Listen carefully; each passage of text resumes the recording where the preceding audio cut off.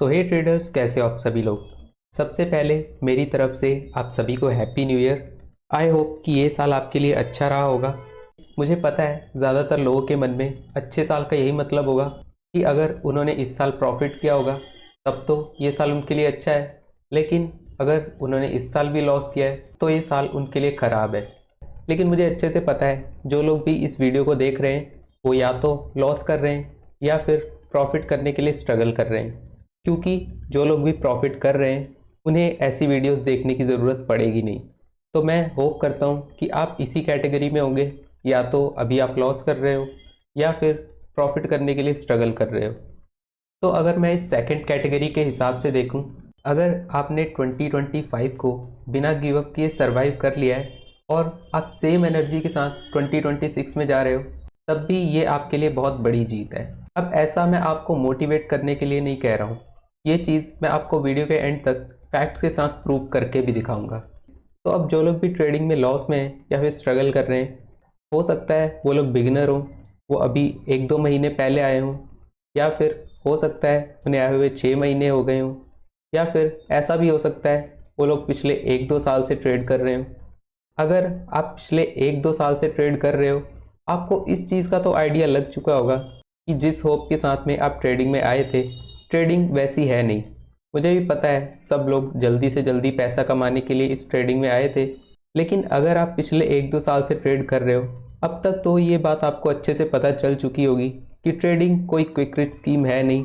ये एक बहुत ही स्लो प्रोसेस है जिसमें आपको बहुत सारा टाइम देना पड़ता है। क्योंकि आप कितने ही स्मार्ट या टैलेंटेड हो इससे फ़र्क नहीं पड़ता, आपको मिनिमम 3 से 4 साल का तो एक्सपीरियंस लगेगा ही ट्रेडिंग से प्रॉफिटेबल बनने में। तो इसीलिए मैंने आपसे कहा, अगर आपने 2025 को सक्सेसफुली सरवाइव कर लिया है तब भी ये आपके लिए बहुत बड़ी जीत है। क्योंकि अगर आप सर्वाइवल की इम्पोर्टेंस को ही नहीं समझोगे तो इतने लंबे टाइम तक आप मार्केट में टिकोगे ही नहीं, और जब आप मार्केट में नहीं टिकोगे तो प्रॉफिट तो आप करने से रहे। क्योंकि प्रॉफिट तो बिल्कुल लास्ट की चीज़ है जो आपको ट्रेडिंग से मिलने वाला है। उससे पहले आपको इतने लंबे टाइम तक क्या क्या चीज़ें झेलनी पड़ेंगी, उस चीज़ से आपको सिर्फ और सिर्फ सर्वाइवल ही बचा सकता है। इसलिए अगर आप सर्वाइवल की इम्पोर्टेंस को नहीं समझोगे तो आपके लिए ट्रेडिंग से प्रॉफिटेबल बनना ऑलमोस्ट इम्पॉसिबल है। तो इस वीडियो में मैं आपके साथ कोई बुकिश नॉलेज शेयर नहीं करने वाला हूँ। मैं आपके साथ बिल्कुल वही बातें शेयर करूँगा जो मैंने अपने खुद के एक्सपीरियंस से सीखी हैं। सबसे पहले मैं आपको बताऊंगा कि एज ए ट्रेडर आपको कैसे कैसे फेज़ झेलने पड़ सकते हैं, और उन फेजेस को सरवाइव करने के बाद कैसे आप प्रॉफिटेबल बन सकते हो। और जो लोग भी बिगिनर हैं या फिर 1-2 साल से ट्रेड कर रहे हैं, उन्हें ये भी बताऊंगा 2026 में आप किस माइंडसेट के साथ ट्रेड कर सकते हो। तो मेरे एक्सपीरियंस के हिसाब से अब तक जो भी मेरी ट्रेडिंग जर्नी रही है, उसके अकॉर्डिंग मैंने ट्रेडिंग जर्नी के कुछ फेजेस को इन 4 पार्ट्स में डिवाइड किया है। इन वर्ड्स पे बहुत ज़्यादा मत जाना, वो थोड़ा बहुत ऊपर नीचे हो सकते हैं, लेकिन इनके अंदर का जो कंटेंट है वो लगभग हर ट्रेडर के लिए सेम ही रहने वाला है। वो चीज़ आपके लिए समझना ज़्यादा इंपॉर्टेंट है। तो सबसे पहले अगर हम बात करें एक्साइटमेंट फेज़ की, तो लगभग हर ट्रेडर की शुरुआत इसी फेज़ से होती है। इसमें होता क्या है, हो सकता है आपने सोशल मीडिया पर किसी इन्फ्लुएंसर्स के बड़े बड़े प्रॉफिट के स्क्रीनशॉट देखे हों, या फिर उनका लग्जरी लाइफस्टाइल देखा हो, और सबसे ज़्यादा जो चीज़ आपको अट्रैक्ट करती है वो ये करती है, आपको पीसी या फ़ोन से सिर्फ बाय और सेल ही तो करना है, इसमें कौन सी बड़ी बात है, मैं भी ये चीज़ करके प्रॉफिट कर सकता हूँ। और सिर्फ बाय सेल की नॉलेज लेकर आप ट्रेडिंग में एंटर करते हो, और पता नहीं ये कोइंसिडेंस है या फिर पता नहीं यूनिवर्सल है, सबके साथ ऐसा ही होता है कि शुरू के कुछ ट्रेड में उन्हें प्रॉफिट होता ही है। और जब ये प्रॉफिट होता है उसके बाद बिल्ड होती है आपकी अनरियलिस्टिक एक्सपेक्टेशंस, जहाँ पर आपको लगता है कि मैं 15 से 20 हज़ार रुपये लाऊंगा और इनसे अपने कैपिटल को 50 हज़ार करूँगा, फिर 1 लाख या 10 लाख, ऐसे करते करते मैं बहुत बड़ा कैपिटल बिल्ड कर लूँगा बिना कोई बहुत ज़्यादा मेहनत किए। लेकिन आपका ये लक ज़्यादा देर तक रहता नहीं है। तो जब पहली बार आप मार्केट में लॉसेस फेस करते हो, आप इमोशनली उस लॉस को हैंडल कर ही नहीं पाओगे, क्योंकि आपके अंदर इतनी अनरियलिस्टिक एक्सपेक्टेशंस बिल्ड हो चुकी होती हैं। तो आपको यकीन ही नहीं होता कि ट्रेडिंग से हमें लॉस भी हो सकता है, और टेक्निकली भी आपको उतनी नॉलेज नहीं होती कि जब हमें लॉस होता है तो उस लॉस को हैंडल कैसे करना है। तो सिंपली आप यहाँ पर वो हर कोशिश करोगे कि जिस तरह से मैंने पहले प्रॉफिट कमाया था उसी तरह से मुझे दोबारा प्रॉफिट होना शुरू हो, लेकिन यहाँ पर आपके लॉस पर लॉस होते हैं और एक टाइम के बाद आपका पूरा प्रॉफिट तो ख़त्म होता ही है और तो और आपका कैपिटल भी वाइप आउट हो जाता है। तो मेरा ये फेज़ 15 से 20 दिन का रहा था। आप मुझे बताना आपका ये फेज़ कितने दिन का था। यूजुअली ये फेज़ 2 से 3 महीने का रहता है, इससे ज़्यादा मुझे नहीं लगता किसी का लक काम कर सकता है। तो एक बार जब आपका कैपिटल वाइप आउट हो जाता है, अब जो बिल्कुल ही अपनी किस्मत आजमाने आए थे वो लोग इसी फेज़ में क्विट कर देते हैं। लेकिन जो लोग भी ट्रेडिंग को लेके सीरियस होते हैं उन्हें यहाँ पर रियलिटी हिट होती है। उन्हें ये पता चलता है कि मार्केट में जो लोग भी प्रॉफिट करते हैं वो कोई ऐसे ही रैंडम बाय सेल नहीं करते। वो लोग एक प्रॉपर स्ट्रैटेजी पर काम करते हैं और जब वो स्ट्रैटेजी बनती है तभी वो मार्केट में बाय सेल करते हैं। तो जब आपको ये चीज़ रियलाइज़ होती है उसके बाद आप एंटर करते हो अपने ट्रेडिंग जर्नी के सबसे टफ फेज़ में, जो है एक्सपेरिमेंटल फेज़। अब ऐसा मैं क्यों कह रहा हूँ, क्योंकि ये फेज़ आपका सबसे ज़्यादा पैसा, टाइम और एनर्जी लेने वाला है। यहाँ पर आप चीज़ों को एक्सप्लोर करते हो और आपके माइंड में सिर्फ एक चीज़ होती है कि कहीं से मुझे ऐसी स्ट्रैटेजी मिल जाए जिसकी एक्यूरेसी 80 से 90% हो, तो मैं उससे बहुत अच्छा प्रॉफिट कर सकता हूँ। लेकिन एक्चुअल में ऐसी कोई स्ट्रैटेजी होती नहीं है, पर फिर भी आप ऐसी स्ट्रैटेजी ढूंढने के लिए बहुत ज़्यादा कोशिश करते हो। उसके लिए आप यूट्यूबर्स के वीडियोस देखोगे और लगभग हर बड़े यूट्यूबर की स्ट्रैटेजीज टेस्ट करके देखोगे। या फिर ऐसा भी हो सकता है कि आपके पास बहुत ज़्यादा पैसा है तो आप उनके कोर्सेज बाय करने की कोशिश करो, और उन लोगों का मेन मोटिव भी यही होता है। तो ऐसे में आप इतनी ज़्यादा स्ट्रैटेजीज बदल बदल कर देखते हो, उसमें भी आपका पैसा जाता है, और जो आप कोर्सेज बाय करते हो उसमें भी आपका बहुत सारा पैसा चला जाता है। लेकिन इतनी ज़्यादा अच्छी से अच्छी स्ट्रैटेजीज यूज़ करने के बाद भी आपका आउटकम बिल्कुल ज़ीरो रहता है। ज़ीरो तो क्या, उल्टा आपको ज़्यादा लॉस होता है।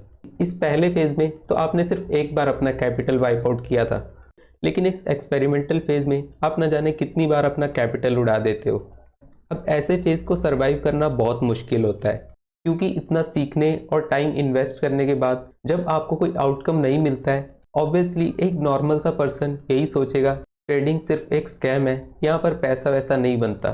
तो इस फेज़ को वही लोग सरवाइव कर सकते हैं या तो वो यंग एज में है और उन्हें पैसों की बहुत ज़्यादा ज़रूरत नहीं है, या फिर इस फेज़ को वो लोग सरवाइव करेंगे जिनके पास और दूसरा कोई ऑप्शन ही नहीं है। और इस फेज़ से होकर निकलना आपके लिए बहुत ज़रूरी भी है, क्योंकि अगर आप इस फेज़ से निकलोगे नहीं तो आप मार्केट का एक्सपीरियंस कैसे लोगे। मेरे हिसाब से इस फेज़ का जो सबसे पॉजिटिव साइड है वो यही है कि आपको मार्केट का एक्सपीरियंस मिलता है। भले ही आपने कोई भी स्ट्रैटेजी यूज़ की हो, लेकिन जब 1-2 साल तक आप मार्केट को देखोगे तो भले ही एक दिन में आपको मार्केट में कुछ ना दिखे, लेकिन इतने लंबे टाइम तक जब आप डेली मार्केट को देखोगे तो कुछ ना कुछ चीज़ें तो आपके दिमाग में बैठ ही जाएंगी कि मार्केट एक्चुअल में मूव कैसे करता है। और इतनी सारी स्ट्रैटेजीज़ और कोर्सेज बाय करने के बाद जब आपको प्रॉफिट नहीं होता तो मैक्सिमम लोग यहाँ पर गिव अप कर देते हैं और आगे चीज़ों को समझने की कोशिश नहीं करते। लेकिन यहाँ पर कुछ लोग ऐसे होते हैं, जैसा कि मैंने कहा, हो सकता है उनके पास टाइम बहुत ज़्यादा हो, वो यंग एज में हो, या फिर दूसरा कोई ऑप्शन ही ना हो। उन्हें एक टाइम के बाद ये चीज़ें रियलाइज़ हो जाती हैं कि ट्रेडिंग एक्चुअल में काम कैसे करती है। वो इस चीज़ को समझ जाते हैं कि आपको प्रॉफिट करने के लिए कोई 80 to 90% एक्यूरेसी वाली स्ट्रैटेजी की ज़रूरत नहीं है। उन्हें सिर्फ और सिर्फ ज़रूरत है किसी एक स्ट्रैटेजी पर टिक कर काम करने की। अब वो स्ट्रैटेजी हो सकता है वो खुद के एक्सपीरियंस से बिल्ड करें, या फिर हो सकता है वो डिसाइड करें वो किसी भी यूट्यूबर की कोई एक स्ट्रैटेजी पकड़ के उस पर काम करें। लेकिन जब उनके पास मार्केट का एक्सपीरियंस आ जाता है तो यूजुअली वो अपनी खुद की स्ट्रैटेजी बिल्ड करने की कोशिश करते हैं और उसी पर काम करते हैं। वो लोग इस चीज़ को अच्छे से समझ जाते हैं कि कोई यूट्यूबर ऐसा है नहीं जिसके पास कोई बहुत ही मैजिकल चीज़ें हों जो कि आपको मार्केट में 80 to 90% की एक्यूरेसी दे दें। अगर ऐसा कुछ होता तो उन्हें ना तो कोर्सेज सेल करने की ज़रूरत पड़ती, ना ही वो लोग आपके साथ ऐसी चीज़ें शेयर करते।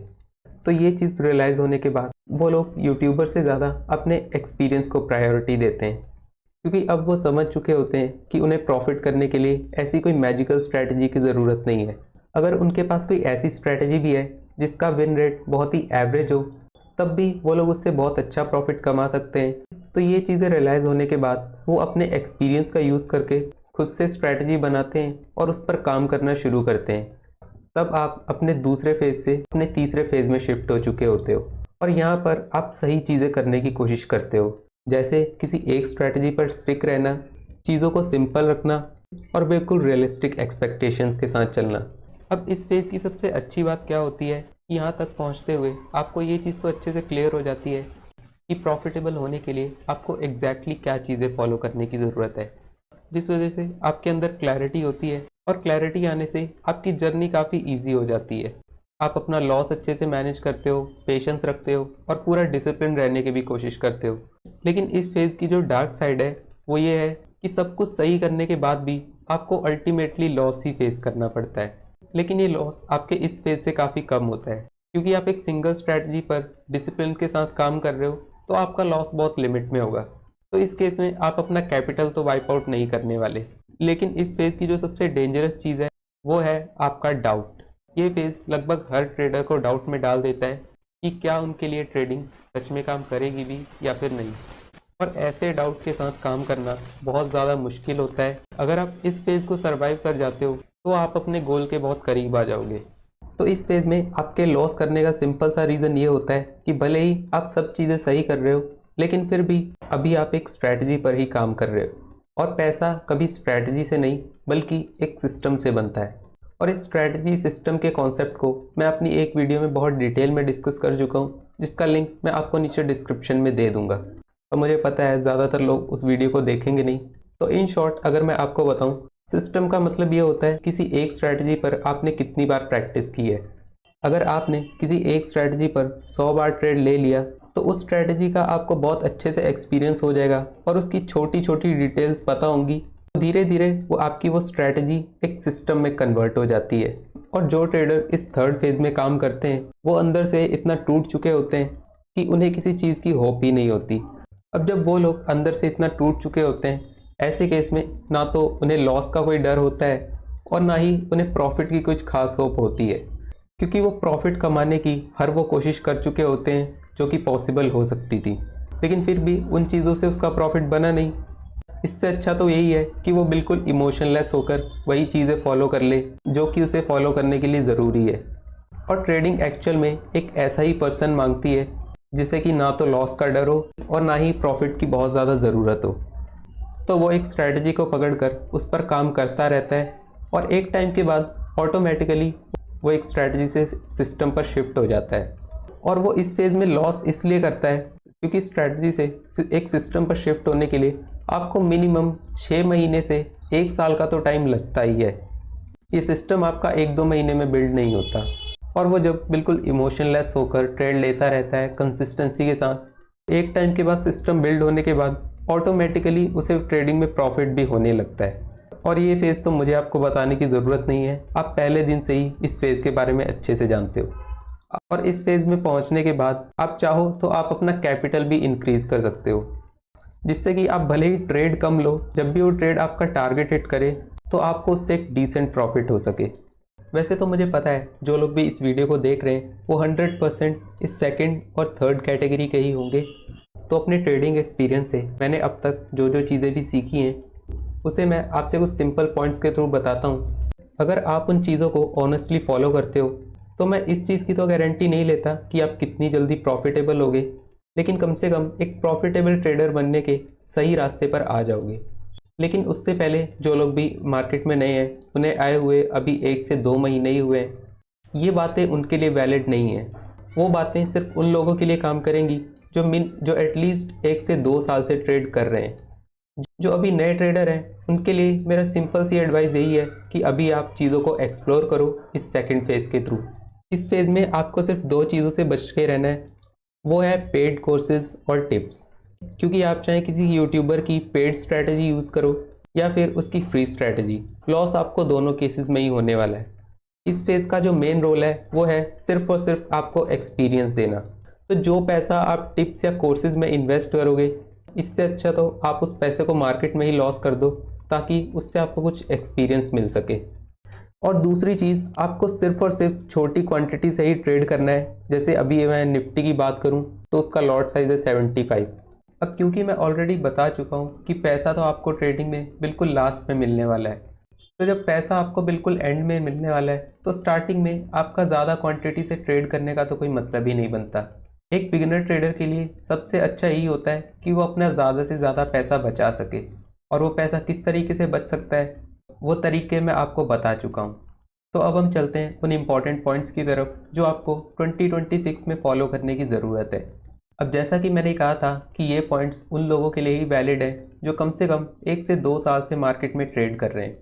अब जो लोग इतने टाइम से ट्रेड कर रहे हैं ऑब्वियसली उनके पास मार्केट या एक्सपीरियंस होगा। तो सबसे पहले तो उन्हें खुद का एक सेटअप बिल्ड करना है और उस पर बिल्कुल छोटी क्वांटिटी से ट्रेड करना है, बिल्कुल एक बिगिनर की तरह, जैसा कि अभी मैंने समझाया। अब आप सोचोगे कि जब हमें एक्चुअल चीज़ें पता हैं और ख़ुद का एक अच्छा सेटअप है तब भी हम छोटी क्वांटिटी से ट्रेड क्यों करें। तो इसका रीज़न ये है कि जैसा कि मैंने आपको बताया कि भले ही आपको सब चीज़ें पता हो लेकिन अभी भी आप एक स्ट्रैटेजी पर ही काम कर रहे हो और इस स्ट्रैटेजी से सिस्टम पर शिफ्ट होने के प्रोसेस में भी आप लॉस ही करने वाले हो। इसलिए आपके लिए बेटर यही है, भले ही आपके पास जितना भी एक्सपीरियंस आ चुका हो, जब तक आप स्ट्रैटेजी पर काम कर रहे हो तब तक आपको छोटी क्वांटिटी से ही ट्रेड करना है। तो पहला पॉइंट तो बहुत ही सिंपल है जिसके लिए आपको बहुत ज़्यादा दिमाग लगाने की ज़रूरत नहीं है। दूसरा पॉइंट है survival must be your priority. अब वैसे मैं ये चीज़ बहुत बार बता चुका हूँ लेकिन फिर भी आप ये चीज़ देखो कि आपको शुरुआती के 3 फेज़ में सिर्फ और सिर्फ लॉस ही होने वाला है और ये लॉस आपको बहुत लंबे टाइम तक होगा, जैसे कि 3 या 4 साल तक। तो ऐसे केस में आपको सिर्फ और सिर्फ सर्वाइवल ही बचा सकता है। अगर आप एग्रेसिवली ट्रेड करोगे, ओवर ट्रेडिंग या फिर ओवर साइजिंग जैसी चीज़ें करोगे, तब आप बहुत जल्दी जल्दी अपना पैसा लूज़ करोगे और अल्टीमेटली जहां आप जल्दी प्रॉफिटेबल बनना चाहते थे आपको आपको और ज़्यादा टाइम लग जाएगा प्रॉफिटेबल बनने में। तो मार्केट में सरवाइव करना ये कोई बहुत बड़ी बात नहीं है। मार्केट में सरवाइव करना बहुत ही ईजी होता है। जब भी आप किसी ट्रेड में एंटर करते हो उसके 3 पॉइंट होते हैं। एक होता है आपका एंट्री पॉइंट, दूसरा आपका टारगेट पॉइंट और तीसरा आपका स्टॉप लॉस पॉइंट। जब एंट्री पॉइंट पर आप ट्रेड में एंटर होते हो तो जो चीज़ पर आपको सबसे ज़्यादा ध्यान देना है वो सिर्फ ये है कि आपका ये प्राइस इस स्टॉप लॉस पॉइंट के नीचे नहीं जाना चाहिए। अगर आप इस चीज़ से बच जाते हो तो आप ऑटोमेटिकली मार्केट में सरवाइव करना सीख जाओगे, क्योंकि ऐसा तो हो नहीं सकता कि आप 10 ट्रेड लो और 10 में से 10 ट्रेड आपके स्टॉप लॉस सेट कर दे। हो सकता है 10 में से 2 ट्रेड आपके प्रॉफिट में भी चले जाएं, लेकिन जिन ट्रेड्स में भी लॉस की लाइन में निकल गए होगे तो आपका लॉस लिमिटेड रहा होगा। तो जो आपका रिस्क रिवॉर्ड है, जब भी आपको प्रॉफिट होगा तो ये सारे लॉस कवर करके दे देगा। तो सर्वाइवल के लिए भी आपको कुछ बहुत एडवांस चीज़ करने की ज़रूरत नहीं है, सिर्फ और सिर्फ इतना करना है कि आपका प्राइस इस स्टॉप लॉस लाइन के नीचे नहीं जाना चाहिए। और थर्ड पॉइंट है ऑलवेज थिंक इन प्रोबेबिलिटीज़। ये थोड़ा सा इम्पॉर्टेंट पॉइंट है जो चीज़ आपको समझने की ज़रूरत है, क्योंकि बहुत सारे यूट्यूबर्स को मैंने देखा है वो प्रोबेबिलिटीज़ की बात तो करते हैं लेकिन एक्चुअल में इसका मतलब क्या होता है वो कभी अच्छे से एक्सप्लेन नहीं करते। तो अब मैं आपको बताता हूँ कि प्रोबेबिलिटीज़ आपकी ट्रेडिंग में काम कैसे करती है। जैसा कि मैंने आपको वीडियो के स्टार्टिंग में बताया था, आप चाहे कितनी ही अच्छी स्ट्रैटेजी यूज़ कर लो उसके आउटकम सिर्फ और सिर्फ 2 ही होने वाले हैं। या तो आपका उस ट्रेड में प्रॉफिट हो सकता है या फिर उस ट्रेड में आपका लॉस हो सकता है। अब आपको ये चीज़ तो अच्छे से पता होगी कि अगर आपको ट्रेडिंग से प्रॉफिट करना है उसके लिए लॉसेस को फेस करने के लिए आपकी साइकोलॉजी बहुत स्ट्रांग होनी चाहिए। अगर आपकी साइकोलॉजी स्ट्रांग होगी तभी आप कंसिस्टेंसी और डिसिप्लिन के साथ में ट्रेड कर पाओगे। और जिस दिन आप ट्रेड को प्रोबेबिलिटीज़ में देखना शुरू कर दोगे काफ़ी हद तक आप इन चीज़ों को फिक्स कर लोगे, और अगर आपने इन चीज़ों को फिक्स कर लिया तो आपकी ट्रेडिंग जर्नी काफ़ी हद तक ईजी हो जाएगी। तो अब मैं बताता हूँ कि आपको अपनी ट्रेड्स को प्रोबेबिलिटीज़ के हिसाब से किस तरह से देखना है। अब आपको ये चीज़ तो अच्छे से पता होती है कि किसी भी ट्रेड का आउटकम या तो प्रॉफिट हो सकता है या फिर लॉस हो सकता है। जब भी आपको प्रॉफिट होता है तब तो कोई दिक्कत नहीं है, सब कुछ सही चलता रहेगा।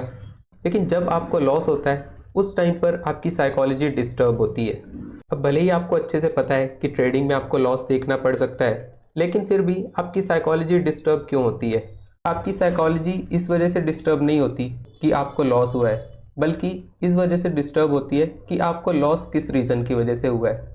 वो रीज़न ये हो सकता है कि आपने गलत ट्रेड में एंट्री ले ली हो सकता है वो फोमो के कारण हो या फिर आपके पेशेंस ना रख पाने के कारण हो। इन 2 रीज़न के कारण ही आप गलत ट्रेड में एंटर हो जाते हो और अपना स्टॉप लॉस सेट करवा लेते हो। लेकिन असली प्रॉब्लम यह है कि जब भी आप ऐसी गलतियों के कारण लॉस करते हो वहाँ पर आपकी साइकोलॉजी बहुत डिस्टर्ब होती है, क्योंकि नेक्स्ट ट्रेड में भी आप यही सोचते हो कि मैं गलत ट्रेड में एंटर ना कर जाऊँ जिस वजह से मुझे दोबारा लॉस फेस करना पड़ जाए। तो इस लॉस के डर को आप कैसे ओवरकम कर सकते हो? उसके लिए सबसे पहले आपको इस सर्वाइवल के रूल को फॉलो करना है।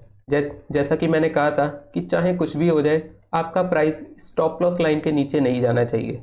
आप गलत ट्रेड में एंटर कर सकते हो, लेकिन ये चीज़ तो 100% आपके कंट्रोल में है ना कि वो ट्रेड आपके स्टॉप लॉस के नीचे ना जाए। अब ऐसे ट्रेड में आप प्रोबेबिलिटीज़ के बारे में सोच के अपनी साइकोलॉजी को स्ट्रॉन्ग कैसे रख सकते हो? उसके लिए आपको ये करना है कि आपको एक ट्रेड के आउटकम की बजाय मिनिमम 10 ट्रेड के आउटकम के बारे में सोचना है। अब जब आप 10 ट्रेड की बात करते हो तो आप कॉमन सेंस यूज़ करके मुझे खुद बताओ, क्या ऐसा हो सकता है कि आपने 10 के 10 ट्रेड एक गलत सेटअप पर ले लिए हो? ना तो ऐसा हो सकता है कि आपने 10 के 10 ट्रेड सही सेटअप पर ले लिए हो। तो सबसे पहले आप इस चीज़ को एक्सेप्ट करो कि अगर आपसे गलतियां हो रही हैं उसमें कोई बुरी बात नहीं है, वो एक ट्रेडिंग जर्नी का पार्ट होता है। बस आपको उस लॉस से डर के अपनी कंसिस्टेंसी को नहीं छोड़ना है। मान लो 10 ट्रेड में से आपने 5 ट्रेड बिल्कुल सही सेटअप पर लिए और 5 ट्रेड गलत सेटअप पर ले लिए। जो ट्रेड आपने सही सेटअप पर लिए हैं उनकी प्रोबेबिलिटी मैं मान के चलता हूँ 50 से 60% है। 5 में से मान लो कि आपके 3 ट्रेड सही होंगे और 2 ट्रेड गलत होंगे। और जो आपने गलत सेटअप पर भी ट्रेड लिए हैं, ऐसा तो नहीं हो सकता कि वो सभी ट्रेड आपको लॉस ही देंगे। उसकी भी तो कुछ प्रोबेबिलिटी होगी ना कि 10 में से एटलीस्ट 2 ट्रेड आपको प्रॉफिट दे दें। तो चलो फिर भी मैं मान लेता हूँ कि आपके 5 में से 4 ट्रेड गलत हो गए और 1 ट्रेड सही हुआ। ओवरऑल तो अब भी आपके 4 ट्रेड सही हैं।